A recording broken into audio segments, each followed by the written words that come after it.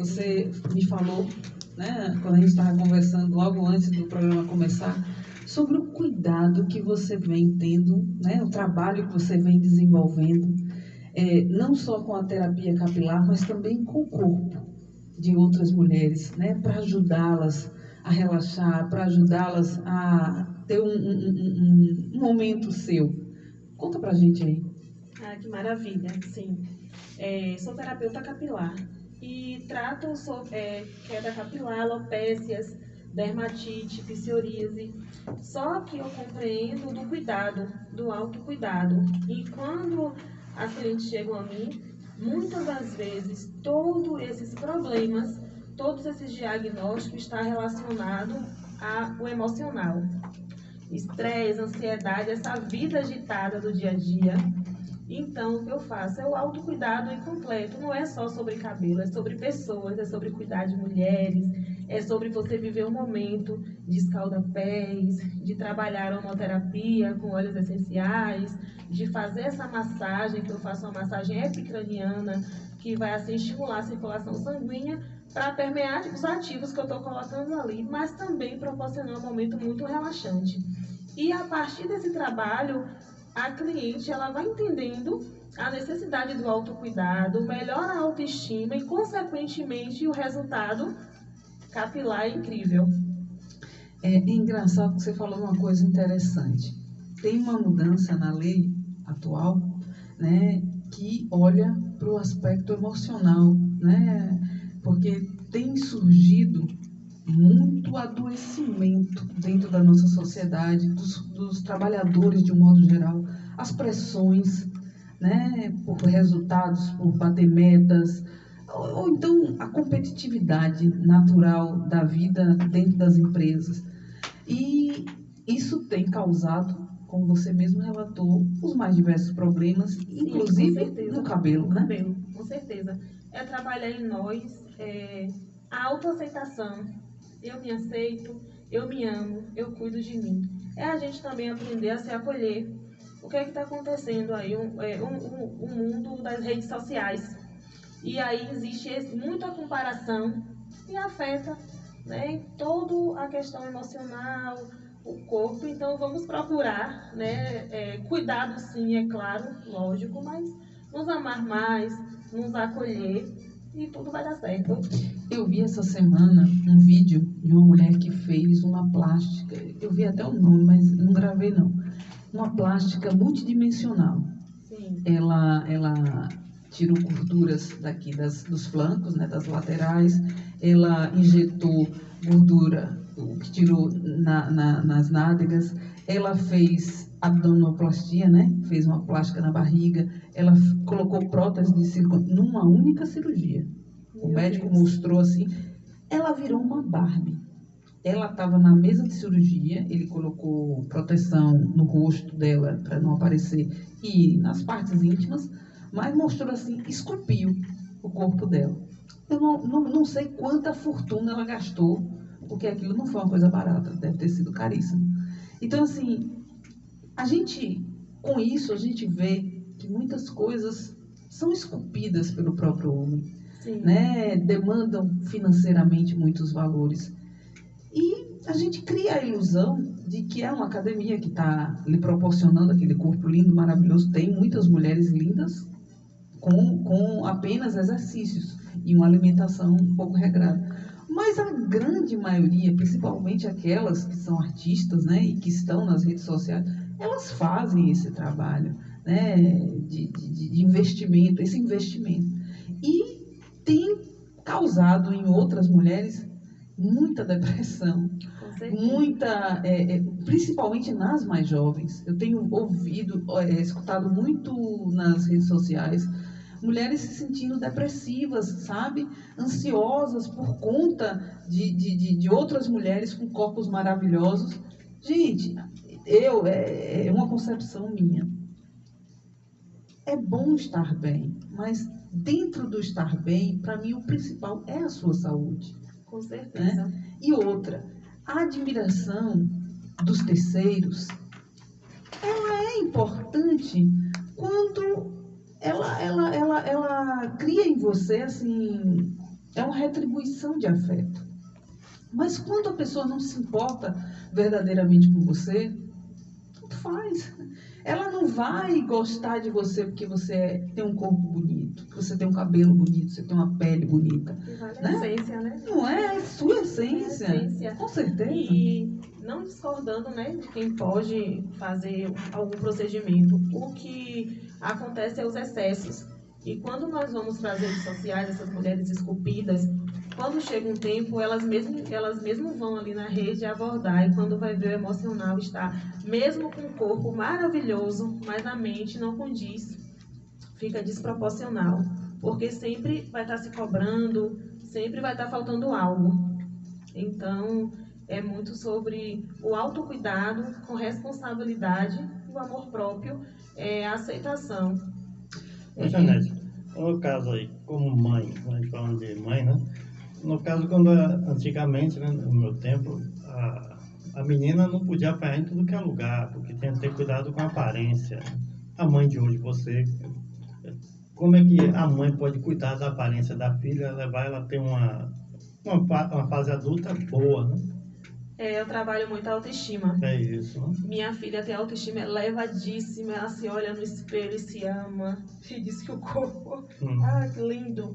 Então, é trabalhar essa questão da autoestima. Porque são, às vezes, falando aqui, não sou psicóloga, mas tem traumas que são gerados na infância. Nós, enquanto mãe, enquanto pais, enquanto família, temos que trabalhar muito a autoestima dos nossos filhos, da criança, porque às vezes a gente cria um trauma sem saber.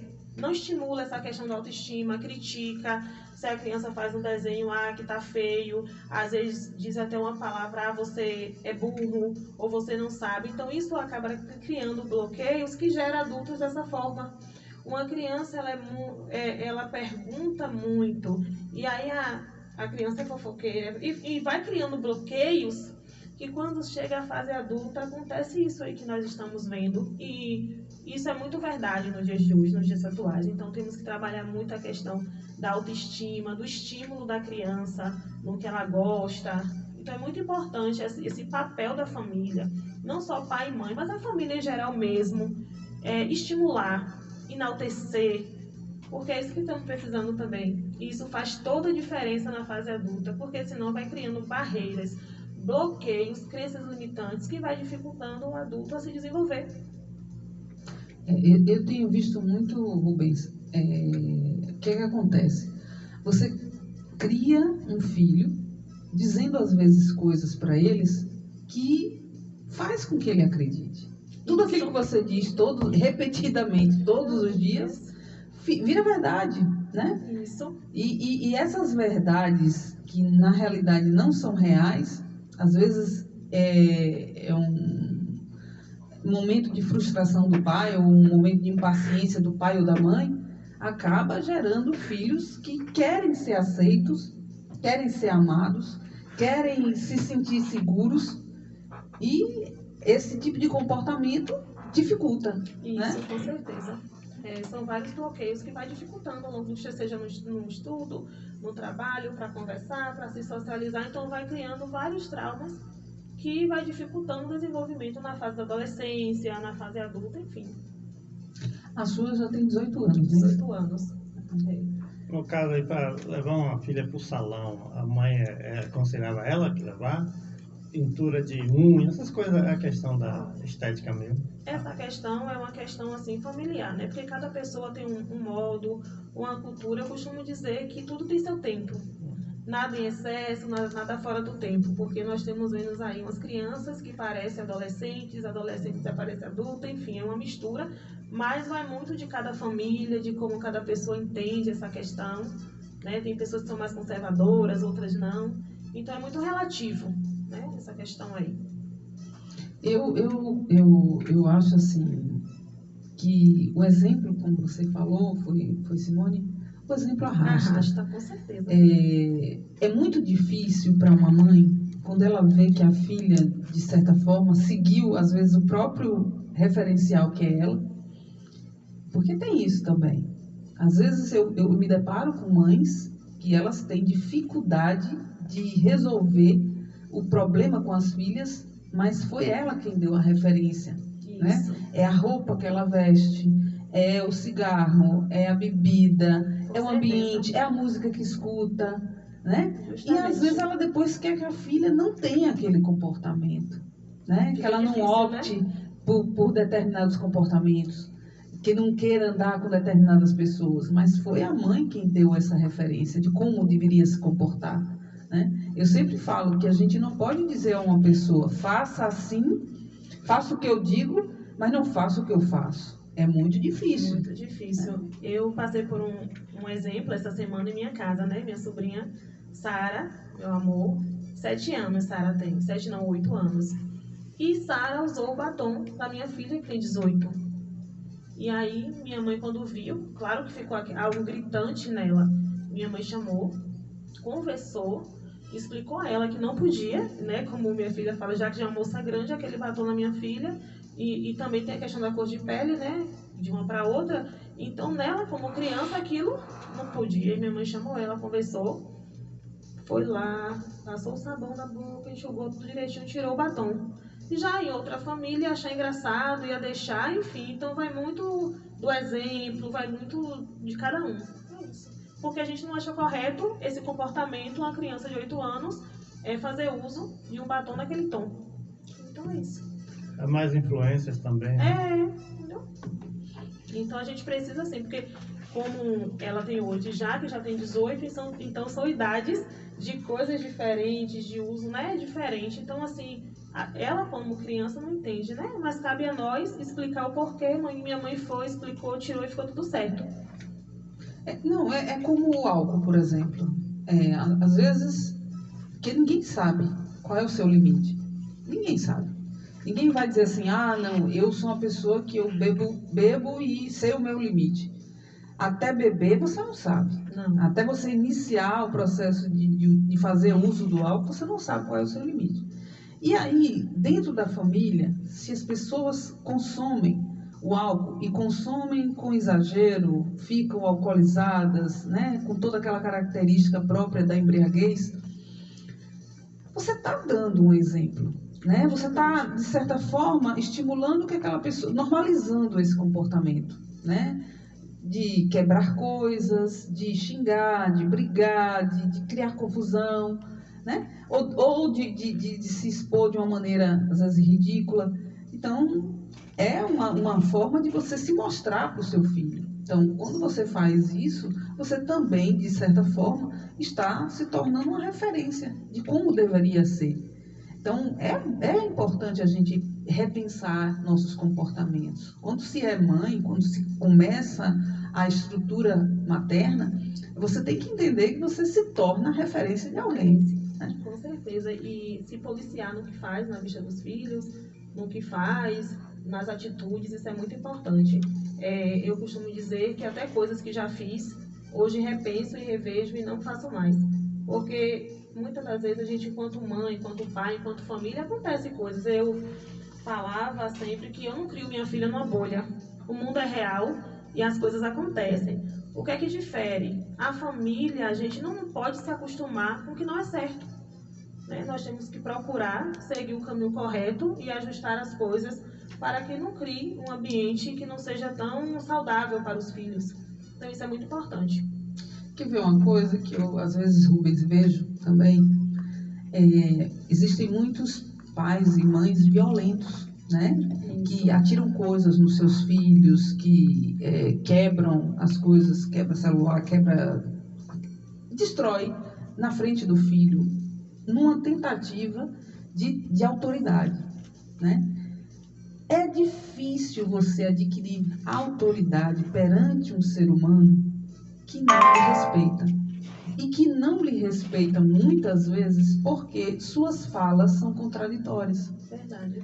Eu vejo muito isso. As falas são contraditórias. Você fala de uma moralidade que você não tem. Né? Você é agressivo com a esposa, com a mãe do seu filho, ou o contrário, entendeu? Ou você chega alcoolizado, ou faz uso de drogas. Então, assim, é difícil para a criança ela entender o que é o certo. Se você diz uma coisa, faz outra. Se você exemplifica de uma maneira, mas quando quer me cobrar, o certo só é para mim? Muita gente contesta dessa maneira. A questão da sua fala é muito sobre assim, a resistência. Como a resistência, devido à falta de estrutura familiar, nós encontramos mães que muitas das vezes são mães solos e que ela se encontra ali nervosa, está passando por alguma coisa e faz isso mesmo. Não que ela não ame o filho ou que ela queira passar algo, mas é a circunstância. Por isso a importância de procurar terapia, porque hoje a gente encontra uma resistência em as pessoas procurarem um psicólogo porque acha que é algo, se eu procurar um psicólogo vão dizer que sou doida ou coisa assim. Então, a gente precisa desse olhar também, porque a circunstância leva ao desespero. E muitas das vezes dessas atitudes é por conta da situação de vida, do desespero. Então a gente tem que procurar ajuda para se curar, né? Eu costumo dizer que hoje, graças a Deus, eu era uma mulher muito nervosa. Hoje não mais, não tanto mais. Graças a Deus as coisas vou ajustando. Então muito isso. Muitas mulheres aí passando uma vida difícil.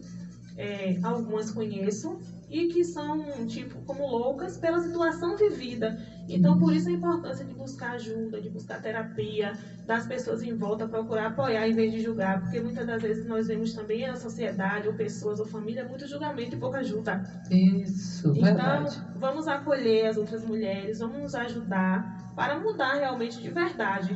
Eu acho que é por isso que um trabalho como esse que você vem realizando, esses grupos que são formados, eles apoiam e não só apoiam, mostram que todo mundo é igual, que cada um tem as suas dificuldades, né?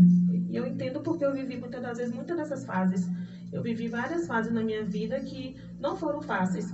Então hoje eu tenho esse outro cuidado, esse outro olhar de entender esse outro lado e o porquê, porque tudo tem um porquê. Isso. Claro que a criança não tem culpa, mas ela está ali no contexto da situação indevida, né? E todos com a mente bagunçada. É verdade. Olha como passou rápido. Já temos só 4 minutos, não é isso? 4 minutos para acabar o nosso programa. Então vamos aproveitar, vamos nos despedir. Deixa aqui a sua mensagem para todas as mães, para sua mãe. Deixa aqui o seu abraço para todos. Passe seu contato. E passe seu contato. Agradecer pela oportunidade a vereadora Juliene, a vereadora Simone, a você, Cibele, Rubens, Lina. Muito obrigada. Gratidão por estar aqui com todos vocês. Falar da minha mãe é muito amor e gratidão. Essa Janete que vocês estão vendo hoje aqui, nada seria se não fosse por trás uma mãe batalhadora, uma mãe que nunca desistiu, que sempre foi uma mãe aguerrida. Eu costumo dizer que hoje eu tenho um estúdio em Feira de Santana. E hoje quando eu vou à feira, eu não sou mais a mesma, porque eu digo, cada caminho percorrido tem o sol da minha mãe aqui vendendo salgado em porta em porta. Então hoje a filha dela tem um estúdio, a filha dela faz faculdade. E sou grata a Deus, e quero assim homenagear a mim, todas as mães, e dizer, que nós somos frutos do amor de Deus. Não desistam dos sonhos, dos objetivos, permaneçam firmes na fé. E um feliz Dia das Mães para todas, com muito amor, carinho e cuidado. Se amem, olhem para si, porque não tem como a gente ser uma boa mãe se a gente não se amar, não olhar para nós. Olhar para nós não é deixar de cuidar do outro, mas sim cuidar de nós para poder acolher, para poder ter equilíbrio emocional para cuidar de nossos filhos. Que Deus abençoe a cada uma de vocês. Um feliz Dia das Mães. Meu contato. Meu contato, 759-8257-1214. Pronto.